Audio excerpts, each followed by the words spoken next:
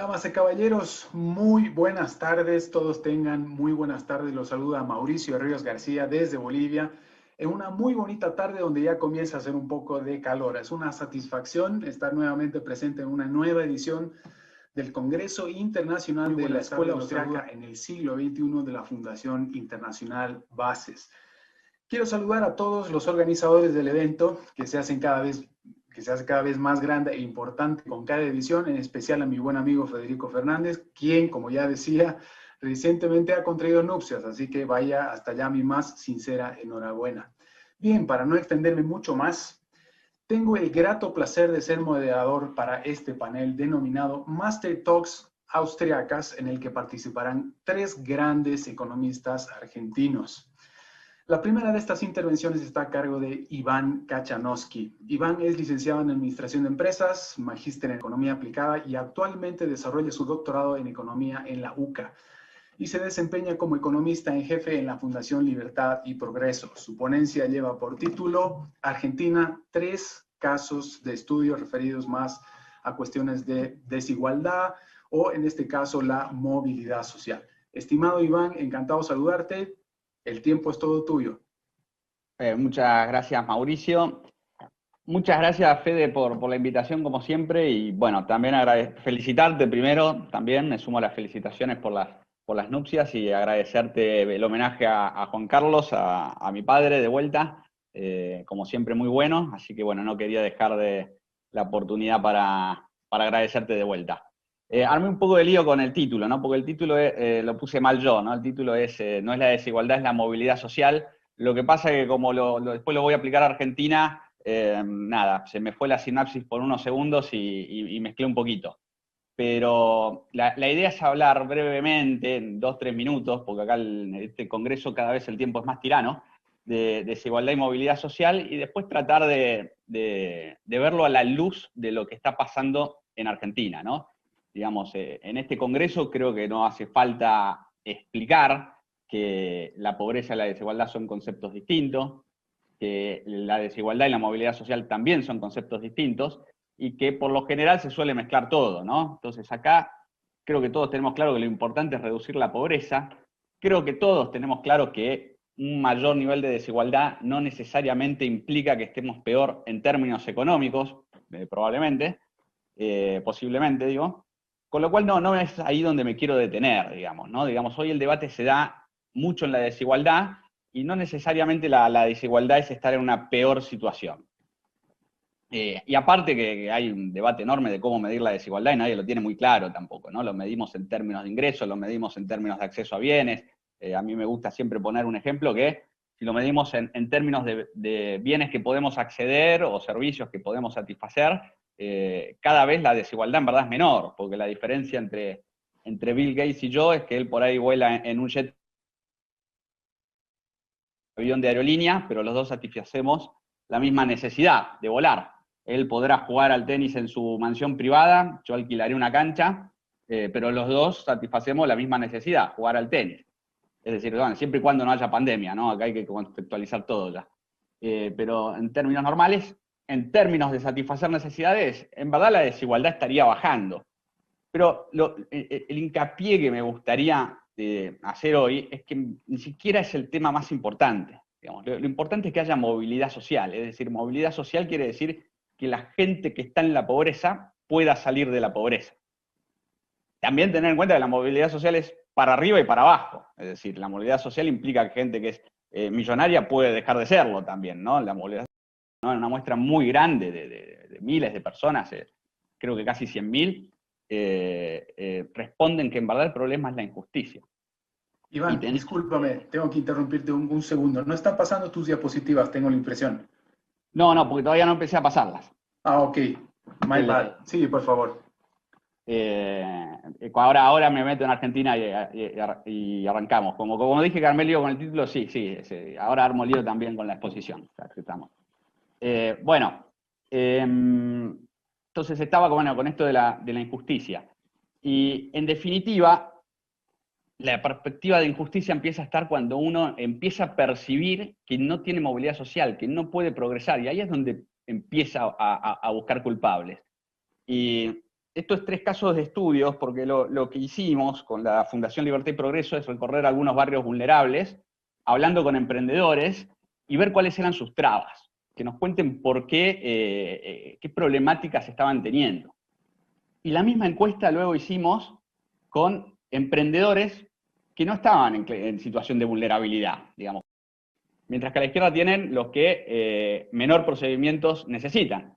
Es decir, Argentina está entre los países que más papeles te piden a la hora de que vos quieras empezar un negocio. Bueno, eso es una traba, digamos, para estar en la formalidad. Esto es una traba también para la movilidad social, porque estar en la formalidad trae un montón de ventajas. Y mucha gente termina desistiendo, porque si bien ahí dice 15 procedimientos, yo creo que mínimo hay que multiplicarlo por 10, porque cada procedimiento lo tenés que hacer 10 veces, porque siempre te falta un asterisco, o no leíste el anexo, o te faltó completar una parte, o lo completaste con la letra que no correspondía. Es decir, eso se mejoró mucho. Pero en la práctica, cuando vos hablas con las personas que quieren emprender y hacer su negocio nuevo, dicen, no, de todos estos procedimientos, bueno, por ahí por 10 exageré un poco, pero que hay que multiplicarlo por algún numerito interesante, no les quepa duda, no les quepa duda. Bueno, ahí, Mauricio, verás que Bolivia también anda compitiendo con nosotros en este ranking de los 10 peores, lamentablemente. Fíjense que es una comparación muy sencilla de lo que le lleva a Argentina, comparándolo con lo que es países normales, el número de procedimientos. Decíamos que Argentina tenía 15, Chile tiene 10, Colombia 14, Perú 10, el promedio de esos países es 12,25, con lo cual si hacemos la diferencia entre Argentina y el promedio, estamos viendo que Argentina le lleva más tiempo. Y ni número de procedimientos, y ni hablar en términos de tiempo, ¿no? Eso en teoría lleva 32 días, lo cual en la práctica tampoco es así. Y tienen a Chile con 28, Colombia con 43 y Perú con 98. Acá Argentina está mejor. El problema se da cuando empezamos a sumar algunas cuestiones adicionales y esto, fíjense que es del año 2005, ahí arriba a la izquierda, esto cambió y es donde Argentina se empezó a quedar. Si ahora me voy a 2015, van a ver que la situación empeoró y que después en el 2018 mejoró marginalmente. Mientras Argentina en el 2005, y acá volví, tenía ventaja en términos de tiempo, ya en el 2015 no, estaba de vuelta por abajo del promedio. Y ni hablar si miran la última columna, si se tienen también en cuenta los contratos de propiedad, contratos de construcción, procedimientos para tener electricidad, etc. Es decir, ese 209,25 que ven abajo a la derecha es los días adicionales para empezar un negocio que necesita Argentina con respecto a la región. Cuando antes estaba mejor. Y no es solo que Argentina empeoró, sino que la región mejoró, entonces se da un efecto doble. Bien, no sé, Mauricio, cuánto me queda, pero si me queda algo de tiempo, quería mostrar Vas muy bien, tranquilo. Vas alrededor de 7 y un poquito más. Ah, bueno, yo me estaba acelerando innecesariamente. Entonces, me detengo un segundo acá, que para mí es la diapositiva más valiosa. Fíjense que tienen enumeradas las columnas. En las primeras 3 columnas son barrios vulnerables de Argentina. En la columna 4 tienen el promedio de los barrios vulnerables. Y en la quinta columna tienen emprendedores informales, que no son vulnerables. Fíjense las diferencias en algunos números. Secundaria incompleta. Fíjense que el 56,5% de los emprendedores vulnerables en Argentina no terminó el secundario. Mientras que si empezamos a salir de la situación de vulnerabilidad, de emprendedores que no están en situación de vulnerabilidad, solo el 3,7% no tiene la secundaria incompleta. Pregunta que para mí no es menor. Cuando vos les preguntás razón para emprender, los que te contestan cumplir objetivos personales, que es la razón por la que deberían emprender las personas, muy pocos contestan eso. En situación de vulnerabilidad, solo 7,5% de esas personas invirtieron o se meten en negocios para tratar de satisfacer un sueño personal. Mientras que saliendo de la situación de vulnerabilidad asciende a 20%. Es decir, acá hay un mensaje detrás de estos números. En definitiva, lo que estamos viendo es que en Argentina uno no elige ser emprendedor, le toca ser emprendedor para sobrevivir. Fíjense lo que está un poquito más arriba. ¿Cuántos emprenden por necesidad o porque necesitan progresar? En situación de vulnerabilidad, el 81%.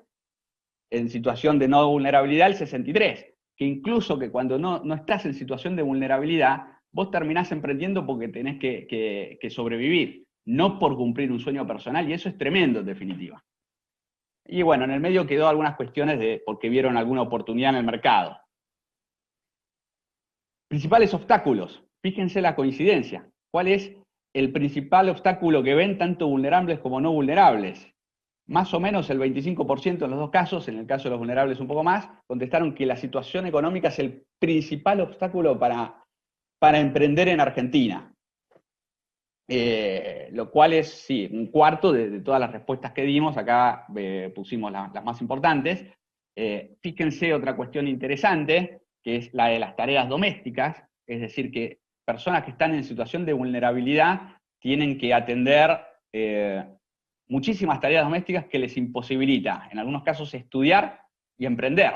Es decir, si uno, esto no sé si no ocurre en Argentina, pero si uno se va a los pueblos más pobres de África, una madre de familia puede llegar a tardar entre 8 o 10 horas diarias en lavar la ropa. O sea, digamos, naturalmente nunca va a tener tiempo para emprender si esa es su situación. Es decir, le impide su contexto poder emprender o educarse. Problema que no tienen las personas que están fuera de una situación de vulnerabilidad, que solo el 3,9 respondió eso. Y ahí también en los principales obstáculos pueden ver el acceso al crédito, que también se observa una diferencia, ¿no? Digamos, yo traté de marcar en los redondelos o cuadrados rojos las diferencias que pueden hacer a alguien que está en una situación de vulnerabilidad con alguien que no, para pasar a la formalidad.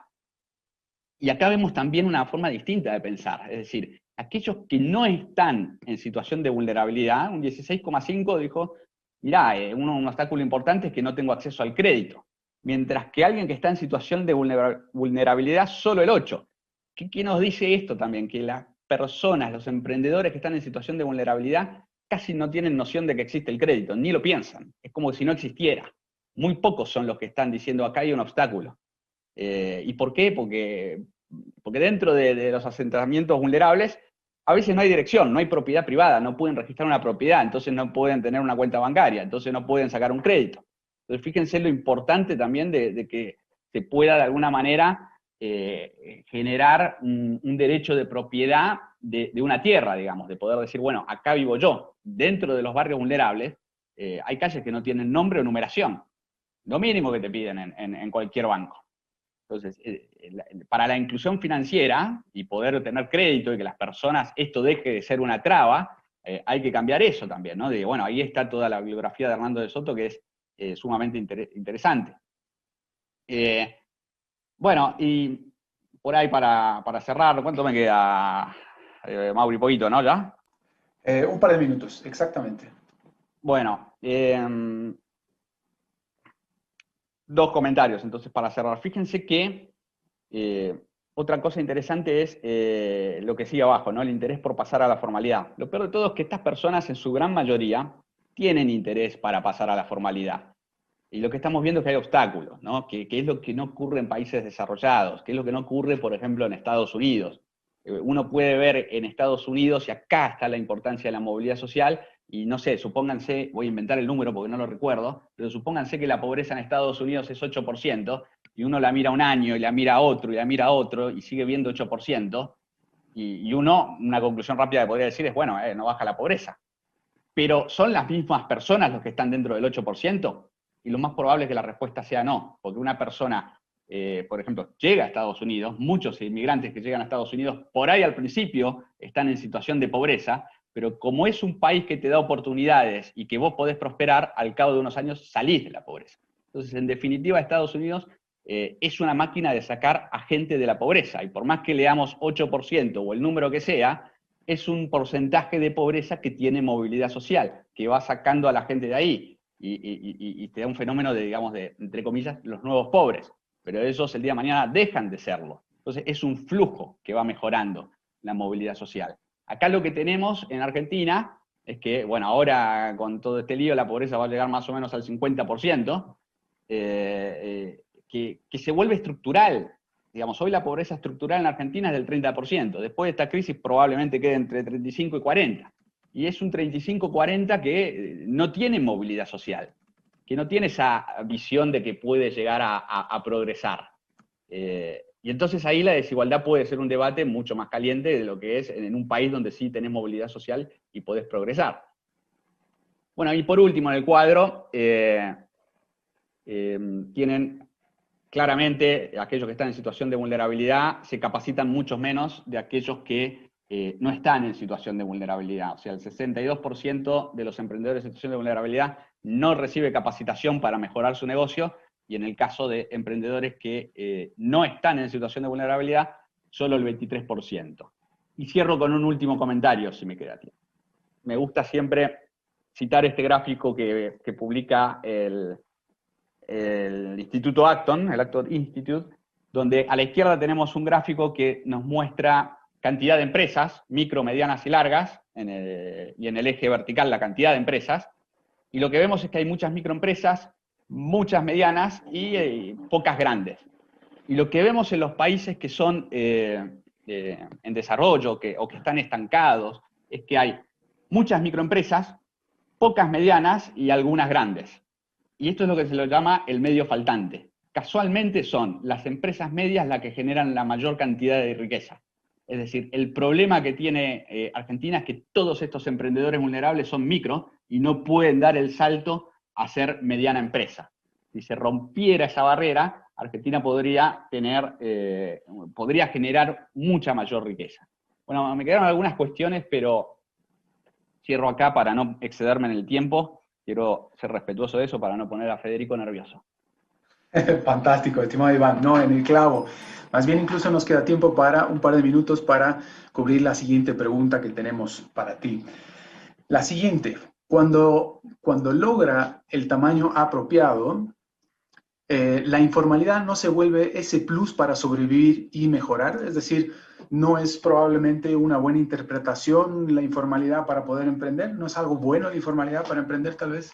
Bueno, en definitiva la informalidad es la respuesta de los individuos ante un Estado voraz que te mata impuestos, que tiene burocracia, que no funciona, y gracias a Dios que pueden trabajar en la informalidad. Es una especie de defensa, de salida de mercado, pero claramente esta situación sería mucho mejor si hubiera menor gasto público, menor presión tributaria, otra legislación laboral que les permitiera estar en la formalidad. Ahora, como vía de escape, si los individuos no tuvieran esa creatividad de informalidad, estaríamos en una situación mucho más complicada. Y es sorprendente las ideas innovadoras que tienen estos emprendedores vulnerables. Uno cuando habla con ellos se sorprende y palabras de ellos, pareciera que el Estado no quiera que progresa, te lo dicen ellos. Totalmente de acuerdo, fantástico, estimado Iván. Bueno, como tú muy bien sabes, más bien hemos alcanzado a que se te pueda hacer alguna pregunta muy interesante en todo caso, así como la respuesta también. Pues bien, señores, la siguiente presentación está a cargo de Horacio Arana, economista de la Universidad Abierta e Interamericana en Argentina. Y un dato no menor de Horacio es que es la única persona que ha asistido a todos y cada uno de los congresos de la Escuela Austriaca en el siglo XXI de Fundación Bases desde 2006 hasta hoy, incluyendo el de Viena el año pasado. Federico Fernández me ha dicho que va a invitarle una cena en cuanto le sea posible, por nada más. La ponencia de Horacio titula Políticas públicas o soluciones privadas. Adelante, por favor, estimado Horacio. Encantado de escucharte. Muchas gracias por aceptarme nuevamente. Y bueno, lo que yo me propongo en este trabajo es analizar si la formulación de políticas públicas colabora con la solución de los problemas a los que apunta o si por el contrario genera nuevos inconvenientes y evita que el sector privado encuentre posibles soluciones. Miguel Anso Bastos, en el prólogo de la edición española de Poder y Mercado, menciona que debido al rechazo de los economistas de la escuela austríaca al empirismo, hay pocos trabajos acerca de políticas públicas y que ellos son obras menores dentro de esta tradición. Sin embargo, en estos momentos me parece que se hace necesaria la participación en el debate para explicar los efectos negativos que tienen estas intervenciones.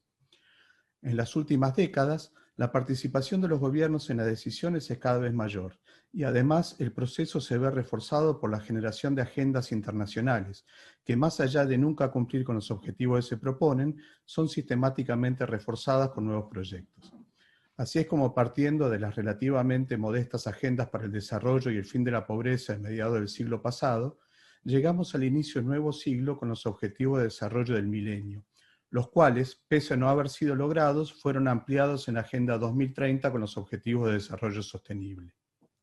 Las propuestas de los Objetivos de Desarrollo Sostenible le dan una gran importancia a la coordinación internacional de políticas y a los gobiernos nacionales en la implementación y de diseño a nivel local, dejando al sector privado como un mero ejecutor de los planes ya establecidos.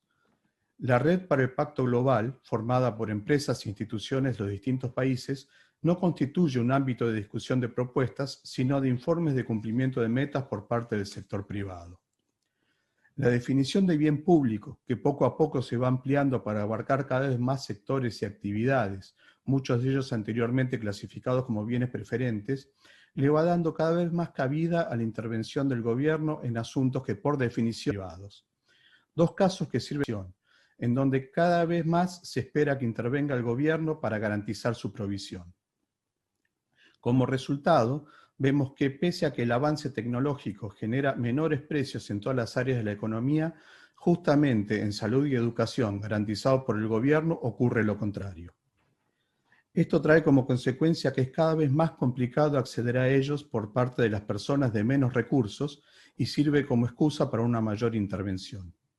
Los resultados de la educación de gestión pública en muchos casos no son buenos, y la intervención en los contenidos no solo tiene el gran riesgo de caer en adoctrinamiento, además estos contenidos no siempre guardan relación con las competencias que se requieren para el mundo laboral.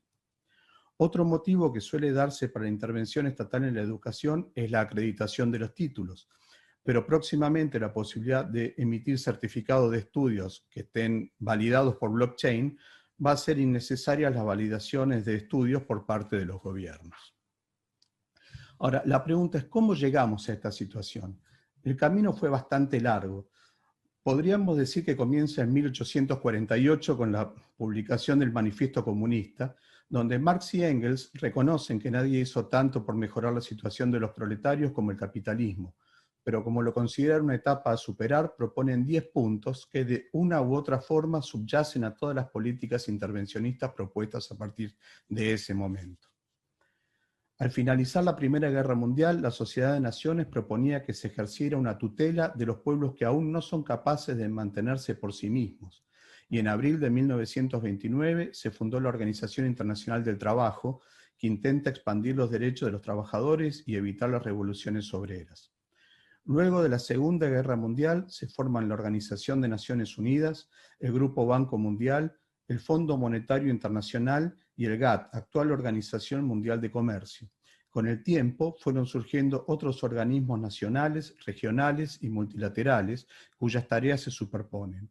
Como ejemplo de esos organismos podemos citar a la Agencia de Estados Unidos para el Desarrollo, el Departamento de Desarrollo Internacional del Reino Unido, el Banco Interamericano de Desarrollo, el Banco Africano del Desarrollo, Banco Asiático del Desarrollo, Programa de Naciones Unidas para el Desarrollo, Organización Mundial de la Salud, Organización de las Naciones Unidas para la Alimentación y la Agricultura y Fondo de Naciones Unidas para la Infancia, solamente para mencionar algunas.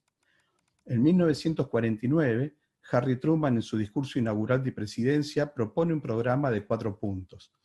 El primero era apoyo inquebrantable a las Naciones Unidas y organismos conexos para fortalecer su autoridad y aumentar su eficacia. El segundo, continuar con los programas de recuperación económica mundial. Tercero, reforzar a las naciones amantes de la libertad contra los peligros de agresión. El cuarto, iniciar un programa nuevo y audaz para lograr que los beneficios de los avances científicos y el progreso industrial estén disponibles para la mejora y crecimiento de las regiones subdesarrolladas. En este periodo toma mayor impulso a la economía keynesiana, a la que se sumó el supuesto éxito económico de la Unión Soviética, lo que dio como resultado que se identificara la economía del desarrollo con el crecimiento de las variables agregadas por la macroeconomía, de forma tal que la política pública podría guiar el proceso. Los primeros antecedentes sobre la idea de desarrollo sostenible pueden encontrarse desde hace más de 45 años. En 1972, a instancia del Club de Roma, se publicó Límites al Crecimiento, en donde se vaticinaba que en aproximadamente 100 años se alcanzarían los límites máximos al crecimiento debido al aumento de la población, la contaminación, la industrialización y el agotamiento de los recursos naturales. También en ese año se desarrolló la primera Conferencia de Naciones Unidas sobre Ambiente Humano. En 1987 se utiliza por primera vez el término desarrollo sostenible en el informe Brundtland al definirlo como el desarrollo que satisface las necesidades del presente sin comprometer la capacidad de las generaciones futuras de satisfacer sus propias necesidades. Alcanzar la escolarización primaria universal para el año 2000 fue la propuesta no alcanzada de la Cumbre de Naciones Unidas de 1990. En 1992 se realizó el Rio Earth Summit, o Conferencia de Naciones Unidas sobre Ambiente y Desarrollo, también la Convención sobre el Cambio Climático y la Convención sobre la Diversidad Biológica. Y en 1996 entró en vigor la Convención para combatir la desertificación. En el año 2000, las Naciones Unidas publican los Objetivos de Desarrollo del Milenio, compuestos por 8 propósitos y 60 indicadores que debían ser alcanzados para 2015. Y en 2006 el G8 decidió duplicar la ayuda a África y condonar los préstamos de ayuda. También en 2006, a pedido del gobierno británico, se publica el informe Stern sobre el impacto del cambio climático y el calentamiento global.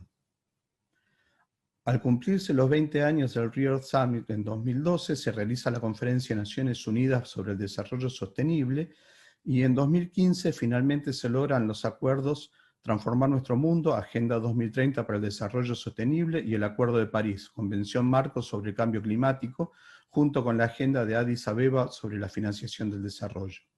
La nueva versión de objetivos se amplió a 17 con 169 metas, muchas de las cuales ya figuraban en todas las agendas anteriores y no se alcanzaron a cumplir. También en 2015 se publica la carta encíclica Laudato Si sobre el cuidado de la casa común, donde el Papa Francisco realiza un alegato anticapitalista con conceptos como que la propiedad privada debe estar subordinada al bien común y que la propiedad privada de recursos como el agua llevarán a nuevas guerras. Y en este año 2020 comienza lo que han llamado el diseño de acción para alcanzar los objetivos 2030, ¿no? Lo que me hace preguntar qué estuvieron haciendo los últimos 5 años. Sí.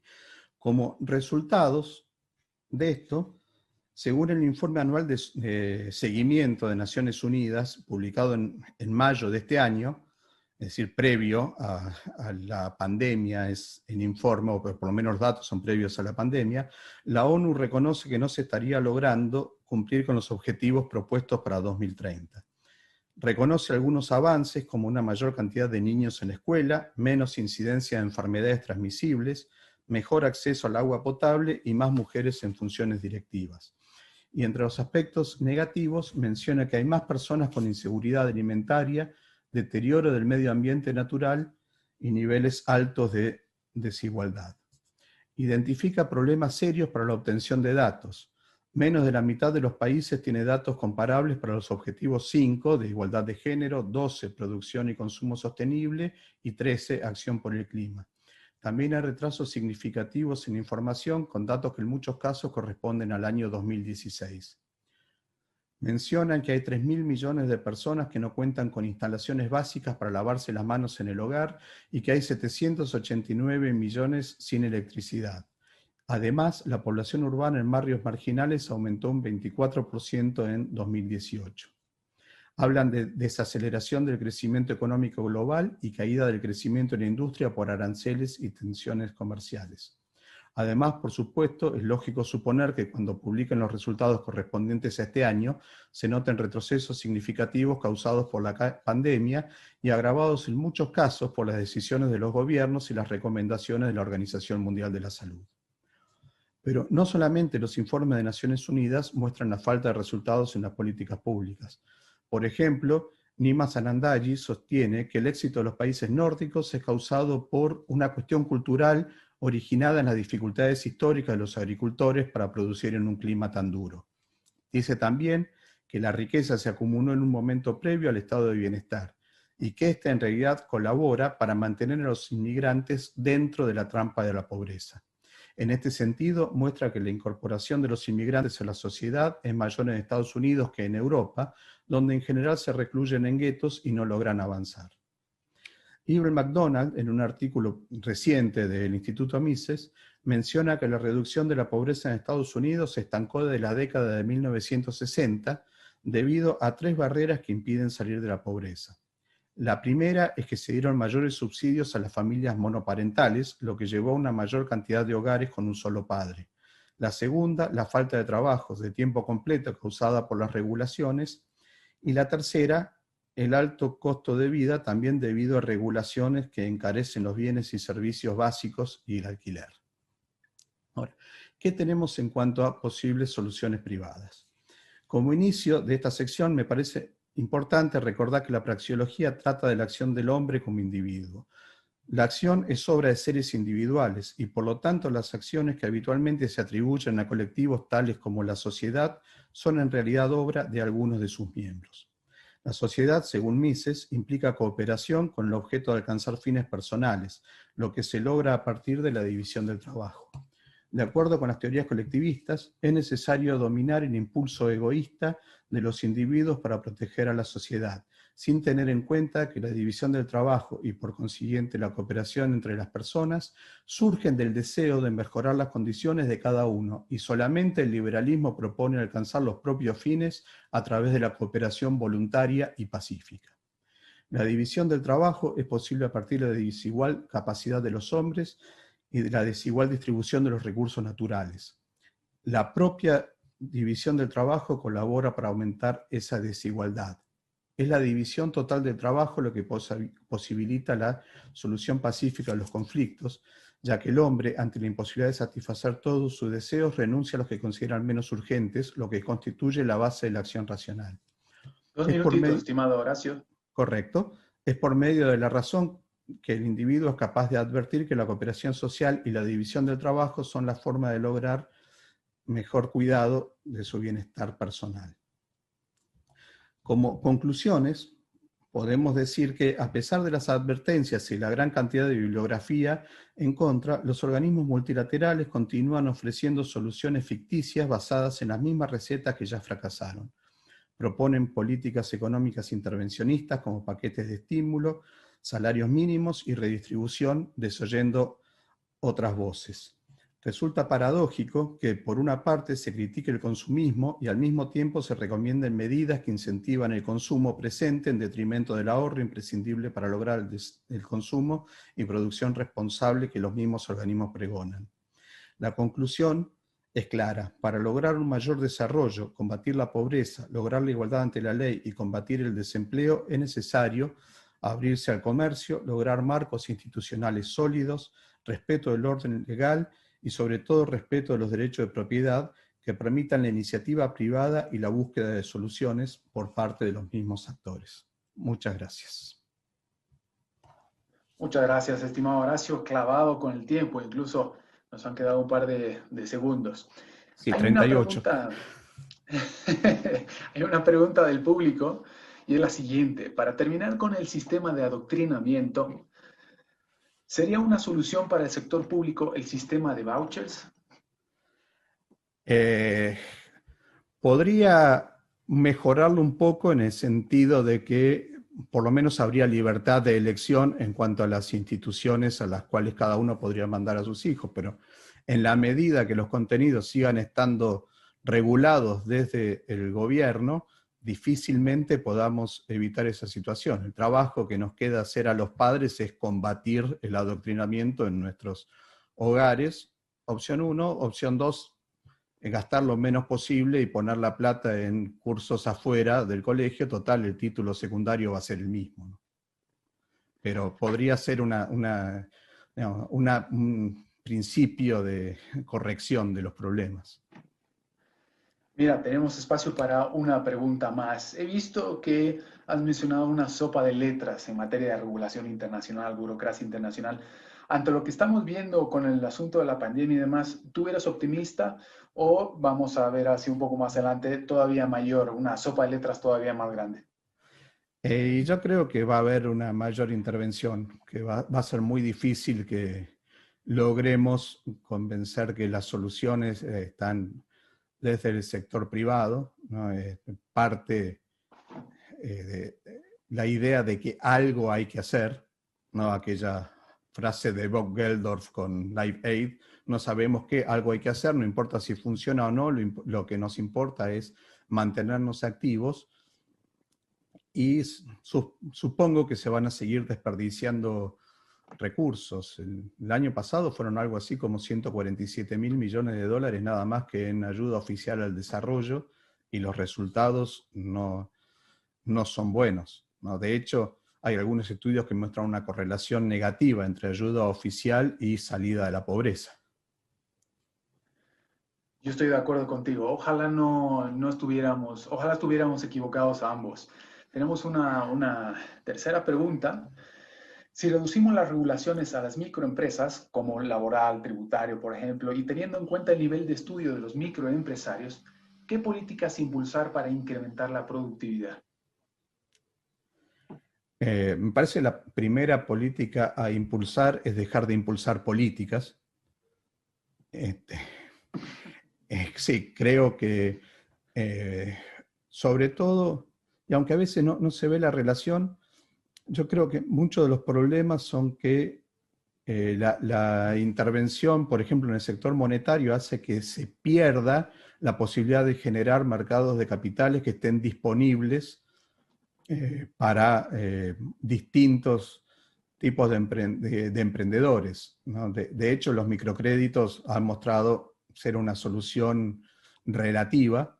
Hay muchos estudios saliendo de la escuela austríaca, ¿no? De Esther Duflo y sus compañeros de repensar la pobreza, en donde muestran que las soluciones generalizadas y tratar de implantar soluciones que funcionan en algún lugar, en otro, no traen buenos resultados, así como también hay estudios que muestran que donde se permite, por medio de la desregulación, que haya más posibilidades de ahorro y donde el dinero vale a lo largo del tiempo, se empiezan a generar posibilidades de conseguir crédito para los microemprendedores y para las empresas medianas también. El siguiente turno tengo el enorme placer también de presentar a otro muy buen amigo. Ahora es turno de Iván Carrino. Iván es economista, tiene una maestría en economía, es escritor, conferencista y profesor. Es titular de Iván Carrino y Asociados y subdirector de la maestría en Economía y Ciencias Políticas en SEADE. Su ponencia titula La pandemia y el camino de servidumbre. Estimado Iván, gracias por tu paciencia con mi reconexión. El tiempo es todo tuyo. Bueno, muchas gracias Mauricio, Federico, felicitaciones por el Congreso y también a mis compañeros de panel. Esperen que me voy a poner el cronómetro porque soy controlador yo con estas cosas, aunque yo sé que está ahí Mauricio. Bueno, lo que quería comentarles hoy era, digamos, hacer algunas reflexiones en torno a la situación de pandemia que vivimos, ¿no? La pandemia y el camino de servidumbre. Yo no estuve cumpliendo estrictamente las regulaciones gubernamentales, pero realmente hasta hace poco tiempo, sino ahora, estamos en una situación donde hay que pedir permiso hasta para ir al médico, ¿no? Hubo que pedir permiso para salir a pasear al perro, o sea, si esto no es la servidumbre que es... no estoy compartiendo tanto. Hubo un pensador de la escuela austríaca, uno de los más relevantes y de los que más han salido del propio mundo de lo que es la escuela austríaca de economía, ganando incluso un premio Nobel, es Hayek, que la verdad se hizo famoso por un texto que no era estrictamente económico, sino era un análisis político fundamentado en ideas económicas. Este libro es Camino de servidumbre, que lo publica en marzo de 1944, y es interesante porque se lo dedica a los socialistas de todos los partidos, ¿no? esto está bastante de moda en Argentina ahora de que todo el mundo parece ser socialista, es discutible, por supuesto. En su texto rescata la importancia del individualismo, la incompatibilidad del socialismo con la democracia y las similitudes entre los colectivismos de derecha y de izquierda, algo que a mí también me gusta llamar la atención, porque a veces hay tanto fervor en contra de la izquierda que no nos damos cuenta que entre esos enemigos de la izquierda también hay muchos enemigos de la libertad, ¿no? Que en nombre de la nación, la raza, la cultura superior, o incluso cuestiones como la familia o la religión, oprimen las libertades individuales. Hay que marcar claramente que eso también es parte de, o es primo hermano del otro colectivismo, que es el colectivismo de izquierda.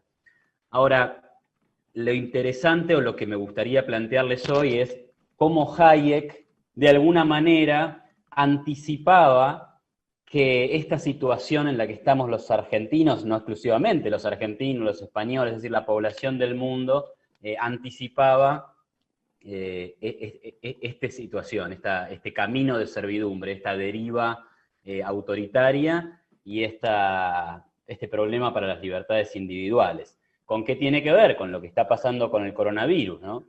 El coronavirus ha infectado a 35 millones de personas en el mundo, hay 1 millón de personas muertas, hay 26 millones de personas que ya se han recuperado, o sea que la diferencia es la gente que todavía está cursando la enfermedad. Y estos números, por supuesto, que parecen grandes, pero habría que matizarlos, ¿no? 35 millones de personas sobre una población de 7.000 millones de personas es el 0,5% del total, y las muertes son el 0,014% de la población mundial. Además, hay una característica particular de esta enfermedad, que es que si se fijan en este cuadro, el 88,6% de las muertes está concentrado en mayores de 60. Estos datos son del 26 de septiembre, lo aclaro ahí porque por supuesto que puede haber alguna modificación. Si uno mira los datos de Suecia, la proporción de muertos explicado por personas mayores de 60, estamos en el 96%. Es decir, es una enfermedad que es mucho más mortal en personas grandes, en personas mayores de 60, que en personas jóvenes, lo que tiene toda una particularidad, ¿no? Frente a esta situación de pánico que se generó en torno a esta enfermedad, ¿no? De esta rápida propagación y riesgo de muerte, la política pública, ¿no? Justo recién comentaban sobre política pública, fue el quédate en tu casa. Básicamente un mandato gubernamental para que la gente se quede encerrada, no salga absolutamente para nada. Acá tenemos el Stringency Index de la Universidad de Oxford que muestra todo lo que aumentaron las restricciones desde 0 a 100. Fíjense que la Argentina llegó a 100, Perú también anduvo muy arriba, ¿no? En el 90 y pico, es decir, pusieron cuarentenas muy, muy duras, pero lo mismo hizo el Reino Unido, lo mismo hizo Italia, lo mismo hizo España. O sea, todos los países del mundo incrementaron sus restricciones. Incluso Suecia, que parecería ser la excepción, pasó de un 0 a un nivel de 40, bajándolo después hasta más o menos el 28, que parecería que son pocas restricciones, ¿no? Entonces está planteada la cuestión, frente al miedo y al riesgo de la salud, los gobiernos implementaron medidas muy drásticas que exigían que la gente no ejerciera su libertad, ¿no? Entonces, la primera pregunta que surge es, bueno, ¿cómo impacta en la libertad este fin deseable que parecía ser defender la salud? Bueno, y Hayek ya lo dejaba muy claro en 1944, porque decía, la libertad individual no se puede conciliar con la supremacía de un solo objetivo, al cual debe subordinarse completa y permanentemente la sociedad entera. La única excepción a la regla de todo esto es la guerra y otros desastres temporales, circunstancia en las que la subordinación de casi todo a la necesidad inmediata y apremiante es el precio por el cual se preserva a la larga nuestra libertad. Es decir, Hayek lo que está diciendo es, mirá, la única excepción que podemos hacer a esto de mantener la libertad vigente es si tenemos una guerra contra un enemigo que nos quiere venir a quitar la libertad. Bueno, en ese caso absolutamente excepcional podemos vulnerar la libertad de nuestros propios ciudadanos porque es la garantía de que si ganamos esa guerra, en el futuro vamos a preservar nuestra libertad. Y lo otro es desastres temporales. Y ahí uno podría decir, bueno, el coronavirus fue un desastre temporal. Bueno, estimado Iván, disculpa que te corte. Creo que tienes una presentación, pero no se está proyectando, ¿o es solamente mi impresión? Claro, yo la estoy proyectando. Si no se ve, no lo sé. Pero, ahí va. Ahora sí, perdonen. Dale. Bueno, creo que ahora... Espero no haber cortado tu inspiración. Sí, adelante, por favor. Excelente. Ahora voy a hacer todo en un tono monocorde y triste. No, entonces decía, bueno, desastres temporales. Claro, si es temporal, bueno, pero temporal, estamos en 7 meses de cuarentena, claro, se ha flexibilizado, qué sé yo. Lo temporal es interesante para discutir, porque evidentemente esto no es absoluto. Pero lo que es claro es que si el gobierno dice, vamos a ir tras un solo objetivo, la libertad necesariamente se pierde. Después discutamos, bueno, hay que perder la libertad, pero que se pierde, ¿no? Alberto Fernández decía, en este periodo, no estamos vulnerando la libertad, estamos protegiendo la salud. Bueno, mirá, también es discutible si estás protegiendo la salud, pero que estás vulnerando la libertad es demasiado evidente, ¿no? Bien, otra cuestión que anticipaba Hayek era el costo económico que estas cosas tenían, ¿no? Por ejemplo, decía, a menudo la vida y la salud solo pueden preservarse mediante un considerable costo material. Y alguien tiene que decidir la opción, es decir, la vida, la salud o el costo material.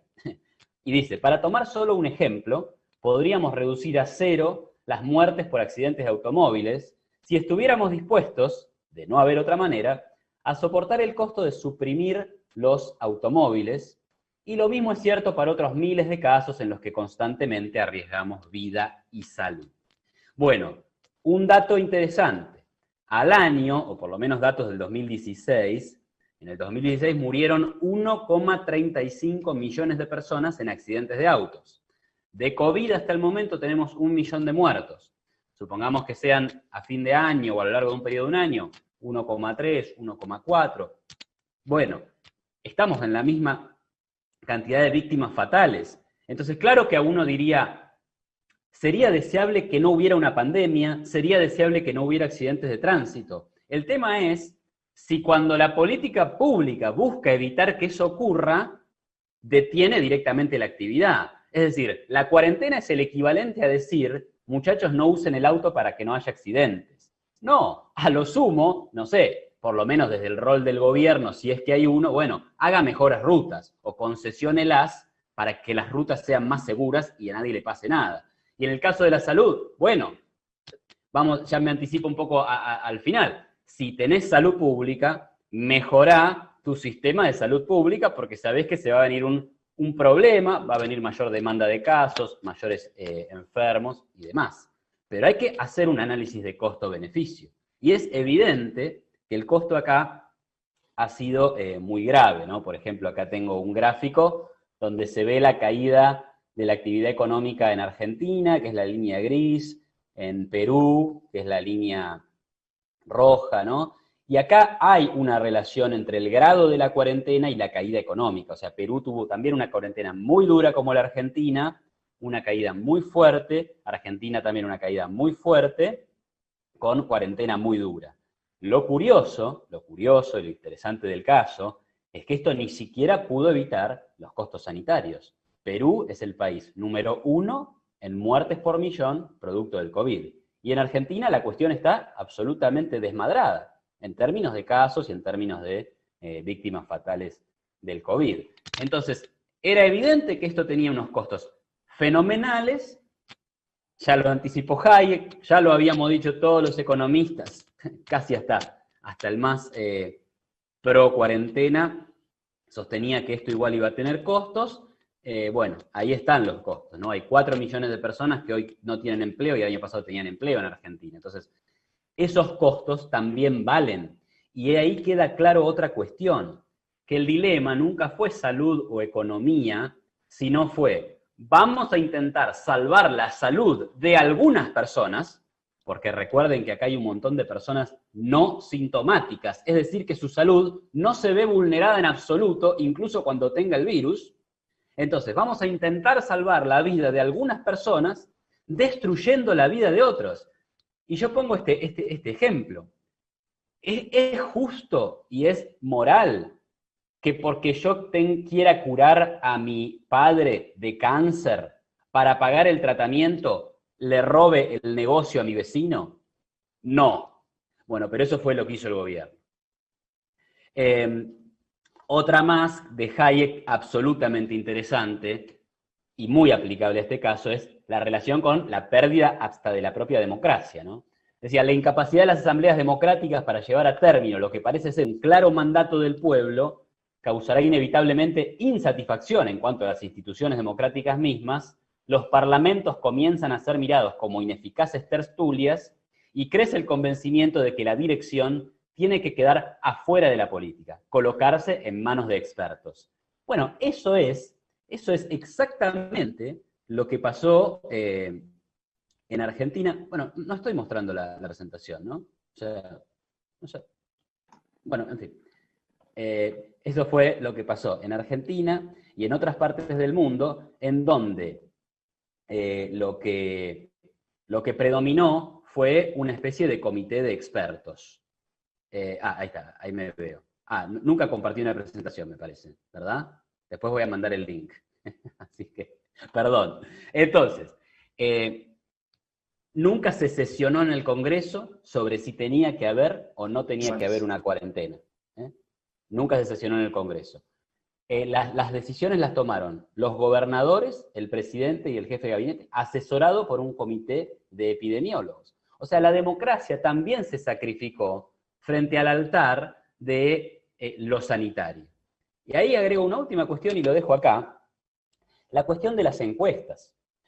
Lógicamente, para la lógica política, tenía muchísimo sentido hacer lo que hicieron.